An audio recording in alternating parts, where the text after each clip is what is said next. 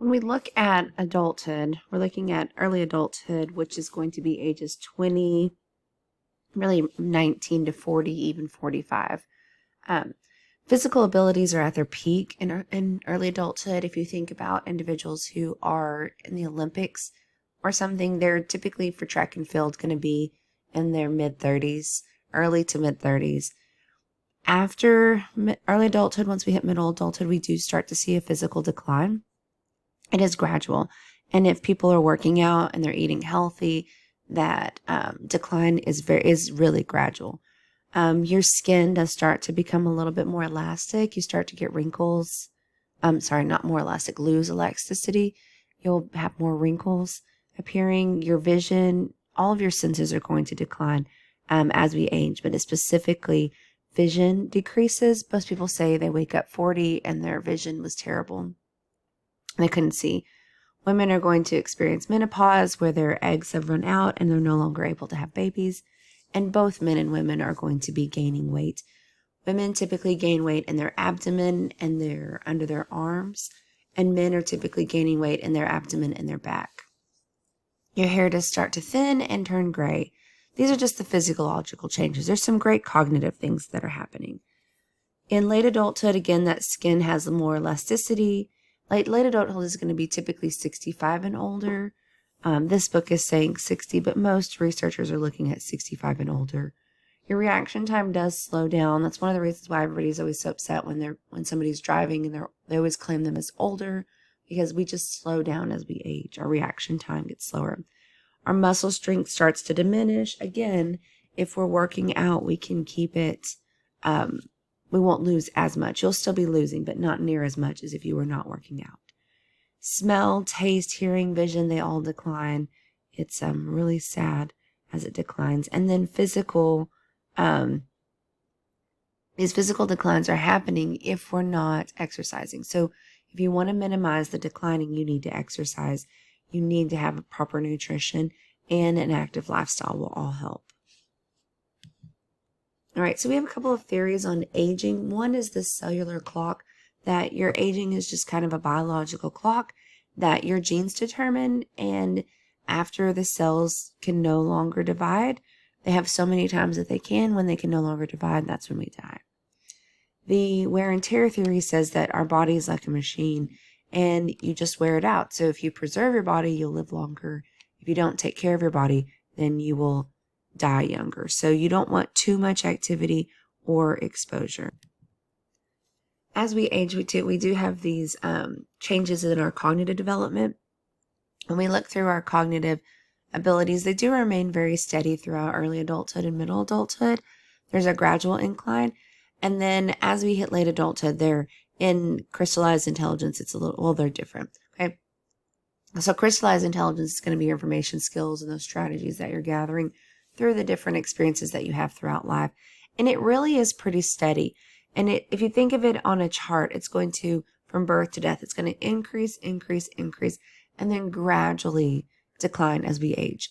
Fluid intelligent is that processing, reasoning, memory, all of that. It begins to decline, and pretty gradually too. So as you're increasing, it increases a little bit more drastically than cognitive, but then it decreases drastically before death. And so that's why one of the reasons why grandma can remember all of these, like this general information or these stories from whenever she was 8, 9, 16, but can't remember how to make that cherry pie she made for 30 years without a recipe because of that fluid intelligence. It's beginning to decline. You can do different things to help keep it active. And you guys see that luminosity, that's really helpful. But playing games to keep them mentally active, the Sudokus, puzzles, that's why you see puzzles all the time at nursing homes or assisted living centers, because that helps their brain. Crossword puzzles keeps it active, and it's almost a workout for the brain. The psychosocial side of development talks about how we need to have a social outlet even as we age.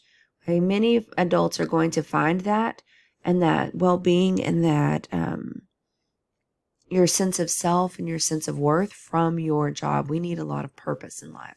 And that just I mean, that's the same as we age, if not increasing. So for your job satisfaction is really tied to your well-being. It's important because it has people that it keeps you in contact with. It's important that your job stays interesting to you and it provides some cognitive challenges for you to keep actively working. In order to be happy at your job, you do want opportunities for advancement, and you need some job that has a little bit of opportunity to have some independence so that you can kind of work without being micromanaged. Your relationships also are going to have a big impact on your well-being. They really, having a stable marriage is really important. And a lot of people just don't realize how much an unstable marriage will weigh on an individual, especially a woman in late adulthood. It's a lot harder on her than it is for a man to have an unhappy marriage. Having children is a major stressor in the beginning of a marriage when their children are young. But as the children get older, it just becomes more rewarding. And so then as they leave, it's really hard on the parents typically, but it's such a reward whenever they come back to visit and just the impact that they have on their life. And so the socio-emotional selective theory says that as we get older, our support system dwindles and our friendships dwindle. And a lot of it is because we realize that we're running out of time and we don't want to waste time with people that are not important to us and that really matter. When we were teenagers, we'd hang out with anybody because we just wanted to have fun. But now we don't have that time. And so we don't want to spend time with just anybody, just in our later years. Young adulthood is where people are starting to establish themselves as independent members of society. This is where they get to make their footprint on society. They are fueled by ambition and wanting to advance their careers. So they work really hard and they have this dream to be someone, to leave their mark on history, to have that tentative blueprint for life. And so it's really important for young adults to experience that socio-emotional side of it and the cognitive side of development. We become more fluid in our social and emotional side, meaning that it's just more stable. We just kind of flow like the river flows. When we were adolescents, there was kind of that turmoil, that storm and stressor.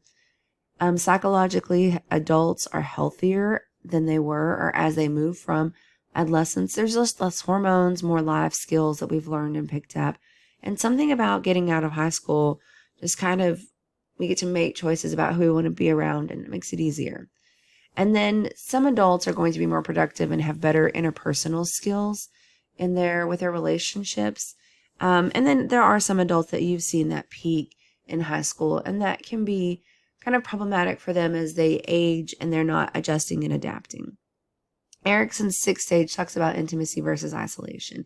And this is where we are able to start to develop those close relationships with someone else. And it typically is going to lead to love. Now, this stage can be about friendship too. It doesn't necessarily have to be that romantic relationship, but typically in young adulthood, we are looking for that individual that we want to spend the rest of our lives with. And if we're not in it, then we'll experience isolation because most of our peers are in it. And it can be difficult. Levinson said that by the time we hit age 30, we are kind of in this transitioning period, and it's kind of a wake-up call where it says, who am I? Why am I doing this? Where am I going? And there's lots of questioning that happens. And then you have the generativity versus stagnation. And this is where you're still in you've moved maybe later young adulthood or early adulthood, and you're starting to realize that you have to look out for the next society, like the children that are coming out, that next generation. And so you start trying to make things better for them. Maybe you realize that there's not a little league team for some children who have special needs, so you'll create that. Or that the parks are deteriorating and you want to get them repaired. Or that we have to start recycling so that we can take care of our children and their children and they have places to play and live. And so we start being an active member of society. We may start mentoring, may get our career in order, helping other people. If we're in generativity, we're doing worthwhile things, and that enhances our self-esteem and it helps to shape the new generation. If we're in stagnation, then we're just kind of treading water, running on that hamster wheel. And it's really destructive towards your self-esteem and kind of makes you feel like it can make you grumpy and crotchety and just not happy with the outcome of your life. So you want to always be growing and changing, and even taking time to look at other people. That helps us to not be so focused on ourselves. Levinson also talks about this is the time period where we have a midlife transition, where that midlife crisis kind of can happen, and we need to make a shift or a change. And when he studied it, it was just males that he looked at, but now we realize females can have a midlife crisis. And not every midlife crisis is a big shift or abrupt change. So sometimes people will completely leave their family and start a whole new identity, but other times it's just a change in hairstyle, a car that they're driving, or something, or even getting a new job so that they can make that course change. This is your homework over Insight 3. So just take a minute and look at that. Erickson's last stage is integrity versus despair.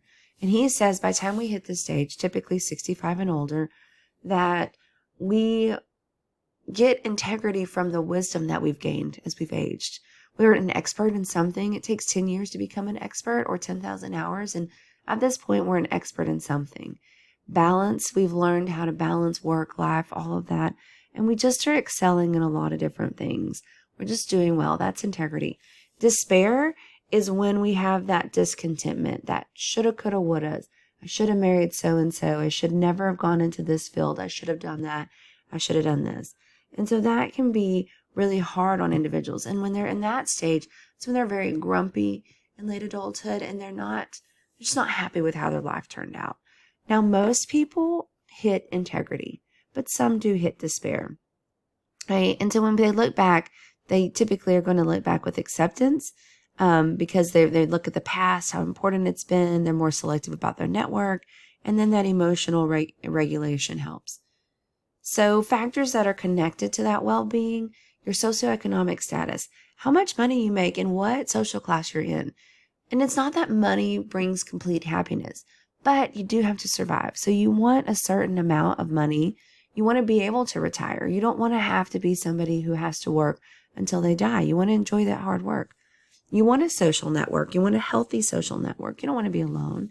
People thrive when they move to assisted living centers simply because they have people around them that they can be entertained with and socialize with, and that's helpful. Your competence is important in being able to age successfully. Just reshaping what's important to you, having that positive outlook on life, and even a self-challenge. All of those are going to be helpful in aging successfully. So as Elizabeth Kubler-Ross was working with gerontologists in gerontology, the elderly, she realized that as people were dying or receiving news that they were dying or even grieving, that they kind of hit 5 stages. And so the first stage was denial. That when that news was first hit, there was denial over that I was dying or that I'm ill. And then anger would come. They would be mad, and they were angry about everything that they were dealing with and all of this. I can't be sick. I can't be dying. I have too much going on, whatever. And then bargaining would come in. They would be praying and asking for more time and promising that they would be better, and they would do better things if they could just not be ill or not die, or if they could bring the person back, whatever. And then depression could hit in, and people would be depressed over the news that they received. And then at the end, acceptance happens, and they're happy to go because they've lived a good life, and they just are happy. Now, research shows us that we do see these 5 stages happen, but we also don't necessarily see them in the same order, and not everybody goes through all 5. So it's just kind of dependent on what people are hitting and what they're doing, and it's not necessarily everybody goes 1 through 5. You may go up and down, and you may go through them several times before you finally complete your grieving session. And then we realize too that different cultures and societies and religions practice death a little bit differently, or the surrounding of death, or the celebration of death, or whatever it is. But it is important to realize that we do still go through a lot of those stages, and that while it's hard, death and dying, it does become a little bit easier, and maybe we can dedicate our lives to the ones that we've lost, so that we don't just, the loss of their life is not the loss of our life. Because I know that would devastate those that love us so much that have had to leave us.